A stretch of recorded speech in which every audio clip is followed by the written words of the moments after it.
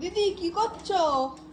এই যে চা বানাচ্ছি, তুই আসলি অনেকদিন পরে। এই যে আমি তো চা। সত্যি অনেকদিন পরে এসেছি, আমার জন্য চা করছো? হ্যাঁ, দেখি করো কেমন হয় চাটা খেতে। অবশ্য তোমার চাটা সবসময় ভালো হয়, কেমন হয়?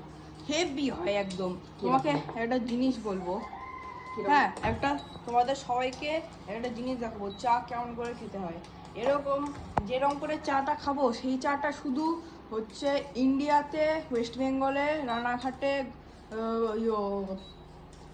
ঘোষাক ঘোষের বাড়িতে পাওয়া যায় চুনুরি একমাত্র, পাড়ায়। চুনুরি পাড়ায়।